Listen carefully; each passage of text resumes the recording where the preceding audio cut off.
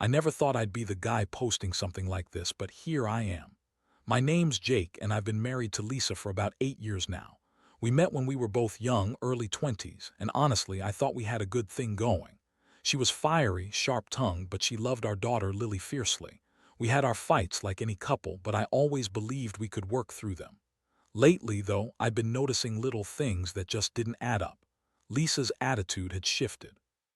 She'd snap at me over stupid stuff, like I'd ask where she'd been or what she was doing, and she'd get defensive. She also started working more hours at her part-time job, even though she hated it. I figured she just needed a distraction, or maybe she was stressed about Lily's ballet competitions, which she's obsessed with. Then came the weekend of the regional ballet contest. Lisa was her usual bouncy self, pretending everything was fine, but I could see through it. She was overly enthusiastic about Lily taking tons of pictures, fussing over her costumes, and basically acting like a stage mom on steroids. I was proud but also wary. Something just felt off, but I didn't have the evidence yet. The night before, I decided to clean up the house a bit, help Lisa pack Lily's things just to lighten her load. That's when I noticed something strange. In her purse, tucked behind her wallet, there were these hotel receipts. Just a few, one for downtown, another for someplace 2 towns over. The dates were right around the time of the competition. I remember feeling my stomach tighten. Something was wrong. I didn't even know what I was expecting, but I had a sinking feeling in my gut. I looked around the room, trying to find more clues. My mind raced. Why would she need receipts for hotels if she was just going to a competition? Did she go somewhere else? Was she seeing someone? I didn't want to jump to conclusions, but I couldn't deny the evidence. I kept staring at those slips of paper, trying to convince myself I was imagining things. My hand trembled a little, and I felt this mix of anger, confusion, and heartbreak. I had no idea what I'd find that night, but I knew this wasn't just about missing keys or a secret affair. It was about trust, or the fucking illusion of it. The next morning, I kept those receipts tucked in my pocket, not sure what to do with them. I sat there, watching Lisa bounce around the house, pretending she was innocent, smiling at Lily as they packed her for the competition. I felt like I was frozen inside. How could the woman I loved, the woman I trusted with everything, be lying to me? How long had it been going on? I kept asking myself if I'd missed the signs, if I'd been blind or just too damn naive. The worst part was not knowing for sure yet. All I knew was this weekend was about to change everything.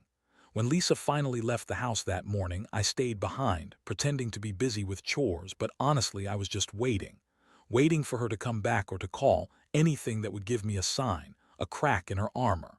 I couldn't shake the feeling that I'd been hit by a semi-truck. My mind kept circling back to those hotel receipts, wondering what she'd been doing, who she'd been with. I'd seen her lie plenty of times before, about little stuff, about work, about Lily's school projects, but this was something else entirely. I decided I had to find out the truth, no matter how much it hurt. When she returned that evening, she was her usual bitchy self, snappy, dismissive, and quick to brush things off when I pressed her about her whereabouts earlier. "Oh, just ran some errands," she said, rolling her eyes. "Nothing exciting." I played it cool at first, acting like I didn't know anything, but I kept pushing, probing her like I was trying to crack some code. Then I brought up the receipts. Her face instantly went pale. She looked at me with this sneer, like she hated that I was catching her in a lie. "You're overthinking, Jake," she spat out. "It's just some stupid hotel, relax, probably for a work thing or some bullshit like that." Her tone was defensive, her words full of bullshit. I could tell she was desperate to cover her ass, but I wasn't buying it. I told her I knew she'd been somewhere, that I saw the receipts, and I wanted her to tell me the truth. She rolled her eyes again, crossing her arms. "Fine," she snapped. "Yes, I lied. I went to see my sister for a night. Big deal. We needed a break from Lily's endless ballet rehearsals. It was just sex, Jake. Honestly, I don't see what the big fuss is. It's not like I cheated on you with some random guy. It's just sex." Her voice was dripping with contempt, and I felt my stomach turn. That word sex, she said it like it was nothing, like I should just accept that she'd been screwing around and no biggie. I was stunned. Not just because she admitted it, but because her tone was so contemptuous, so dismissive. I'd always thought she loved me, that she was loyal. But now I saw her for what she really was, a bitchy, selfish woman who didn't care about the damage she was doing. I felt anger boiling over, but also sadness. Sadness because I loved her and I had no idea who she really was anymore. That night I lay awake, staring at the ceiling. My mind was spinning, thinking about all the moments I'd missed, the signs I ignored, the times she lied to my face. I kept asking myself, how did it come to this? How did the woman I trusted turn into someone so cold, so indifferent? I was furious at her, yes, but also broken. I'd been betrayed in the worst way possible. I kept replaying her words, "It's just sex," and I wondered if she even understood what she'd done, or if she cared. Part of me wanted to confront her again, to scream, to demand the truth. But another part knew that wouldn't fix anything. That night I made a quiet promise to myself. I'd find out the full story and I'd decide what to do from there. I wasn't going to be some cuckold who took her bullshit. She crossed a line and I was already planning my next move. I didn't know what would come next, but I knew my life was about to change forever. The next few days were hell. I kept my distance from Lisa, but I couldn't stop thinking about what I'd found and what it meant. Every time she snapped at Lily or threw a tantrum over some minor issue, I wondered if she was just acting out or if she was hiding something worse. I started to pay more attention to her behavior, her phone, her schedule. The more I looked, the more I saw cracks. She was secretive, more dismissive than usual, and whenever I tried to bring up anything personal, she'd change the subject or dismiss me with a sneer. One afternoon, I decided I needed to take a more direct approach. I couldn't just sit around waiting for her to slip up or for some divine miracle to tell me the truth. I had to know what was really going on. So I went through her purse again on the sly when she wasn't home. I wasn't proud of it, but I needed answers. I found her phone hidden in a pocket of her purse, something she always kept close. I grabbed it, feeling like a thief, and powered it on. There I saw a series of texts and messages from a number I didn't recognize. Nothing explicit at first, just casual talk, flirty, suggestive. Then I saw one that made my stomach drop. "Can't wait to see you again this weekend.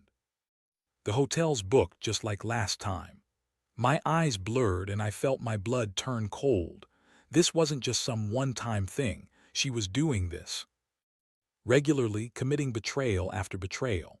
I felt my chest tighten, rage bubbling up.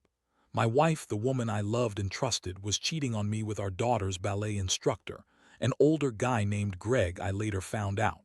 I sat there, staring at her phone, feeling a mix of shock and fury. How could she do this? How could she lie to my face all this time? I wanted to smash that phone, to scream at her, to burst through the door and confront her in front of everyone. But I knew I had to plan my next move carefully. I couldn't just blow everything up without thinking. I had to get more evidence, more proof, so there be no doubt in my mind or in court if I ever decided to take it there. That night, I sat alone in my office, clutching her phone, feeling like I'd been punched in the gut. I kept asking myself how I'd missed all the signs. The late nights, the excuses, the way she'd suddenly started dressing more provocatively when she went out. It all added up now, and it hit me hard. She'd been playing me for a fool.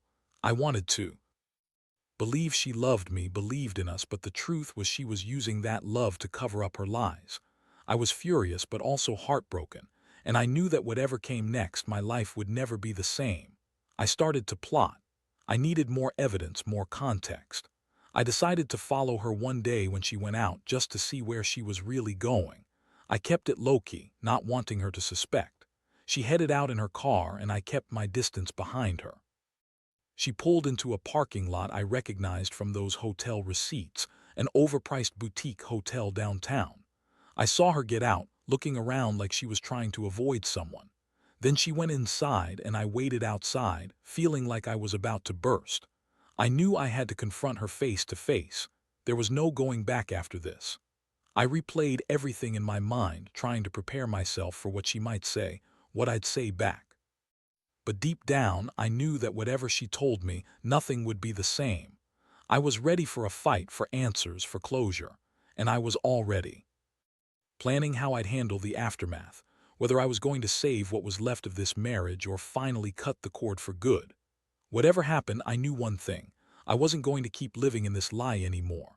That night was the turning point. I sat in my car outside the hotel, watching the entrance, feeling like a fool and a detective at the same time. My heart pounded in my chest as I waited for her to come out or for something to happen. Minutes seemed like hours. Then just as I was about to give up and leave, I saw her emerge, looking around nervously. She hurried to her car, clutching her purse tightly, and slid inside. I kept my distance, making sure she didn't see me. I followed her at a safe distance as she drove to a nearby apartment complex. I parked a few blocks away, watching her get out and walk into a building I recognized as Greg's place. I watched her go inside, feeling a mix of anger, betrayal, and despair. I knew I couldn't keep pretending I didn't see this anymore. She had clearly been lying to my face all along, and now I had proof, hard proof, that she'd been cheating on me with her daughter's ballet instructor. That bastard. The next day, I decided I had to have a serious talk with her. I couldn't let her keep lying, abusing my trust, and betraying everything we built together. I waited until she was out again, then I went into her phone, pulled up those incriminating messages, and took screenshots. I knew I couldn't just confront her without proof. I needed to be ready. When she finally came home that evening, I was already sitting in the living room, her phone on the table. She looked at me like I was a stranger, that bitchy smirk on her face like she thought she'd won. I looked her dead in the eyes and slid her phone across the table. I told her I knew everything about the hotel, Greg, the secret weekends, everything. Her face twisted with anger and contempt. She sneered, "Oh, so now you're spying on me. Real mature, Jake. You're just a jealous loser." I shook my head, feeling the rage boil over. "No, Lisa, I'm not jealous, I'm hurt. I trusted you, and you threw that all away for what? A fuck buddy, some cheap thrill. How many weekends did this go on? How many lies did you tell me?" My voice was trembling, but I kept going. "You think I'm just going to sit here and take it, that I'll pretend nothing happened? You're damn right I won't." Her eyes flashed and she shot back, "You're overreacting. It's just sex, Jake. I got bored. You're no saint either, you know. Maybe I should go see Greg myself and get some answers. You want to know the truth? Maybe I've been thinking about leaving. You're so boring, so predictable. I needed something to shake up my life." Her words cut deep. I wanted to scream, to shake her, but I held back, feeling the cold realization settle in my stomach. I told her I was done, that I couldn't live with the betrayal anymore, that I'd have to think about what this all meant for us. I wasn't sure if I was going to stay or go, but I knew I couldn't keep pretending. Not anymore. I needed space. Time to process what I'd discovered and how I was going to handle it. That night, I slept on the couch. My mind was racing, replaying everything, trying to understand how the woman I loved had become this stranger. I felt so many emotions: anger, sadness, disbelief. I kept asking myself, how did I get here? How did I let her get away with this? And what the hell was I supposed to do now? I didn't have a clear answer yet, but I knew one thing for sure. My life was about to change, and everything I thought I knew about my marriage was gone. The days that followed were like walking through a fog. I kept replaying the confrontation over and over in my mind, trying to make sense of it all. Every time I looked at Lisa, I saw her differently. No longer the woman I married, but someone I barely recognized. The betrayal ran deep, and the hurt was sharper than I'd ever imagined. I had to figure out what to do, but honestly, I felt paralyzed. Part of me wanted to throw her out, to rip everything apart and walk away, but another part, stupid and hopeful, still clung to the idea that maybe, just maybe, we could salvage something. That hope died when I found her sitting at the kitchen table, texting Greg again. Her eyes darted to me as she quickly shut her phone, her face hardening like she was expecting an argument. I didn't say a word at first. I just stared, feeling the anger bubbling in my gut. I knew then that I couldn't stay silent forever. I had to face her head-on, no matter how much it hurt. I told her I knew about her ongoing affair, about the hotel weekends, the secret messages. Her reaction was a defiant sneer. "Yeah, I lied." "Big deal," she said, rolling her eyes. "You act like you're some saint. Remember how many times you've been late for work or how often you ignore Lily's needs. Don't act like you're perfect. You're just a boring ass guy who can't satisfy me anymore." That was the moment I realized there was no point in arguing with her. She was already so deep in her lies, so convinced she was right, that nothing I said would change her mind. And honestly, I was starting to feel numb. All I wanted was for her to admit it, to just stop pretending she was innocent. But she never would. Instead, she kept throwing it back in my face, blaming me for everything. Said I was too controlling, too jealous, that I'd driven her into Greg's arms. I felt my hands tighten into fists. I wanted to scream, to shake her, to make her see the damage she'd done. But I just sat there, staring at her, feeling the weight of betrayal crushing down on me. Deep down, I knew I couldn't keep pretending this was just some bad patch. The trust we had was shattered beyond repair. I had to make a choice. Stay and keep getting hurt, or walk away, cut my losses, and try to rebuild what little life I had left. I told her that I was done with her lies, done with pretending that everything was okay. I said I needed time to think and that I'd be out of the house soon. The look on her face was priceless, shock mixed with contempt. She spat at me. "Go ahead, pack your shit then. You're just a weak little man who can't handle the truth. Greg's better than you anyway." That hurt more than anything else she'd said. The way she dismissed me like I was nothing. I realized then that this wasn't just about infidelity. It was about respect, or the lack of it. I packed some of my things slowly, not in a rush, just enough to get by. I didn't want to burn bridges, but I knew I couldn't stay under the same roof. Every inch of my body was telling me to leave that house behind and walk away forever. I kept thinking about Lily, how this would affect her, and how I'd explain all of this to her someday. It wasn't easy, but I knew I had to protect her from the chaos. She deserved better than a mother who cheated on her father and lied to everyone around her.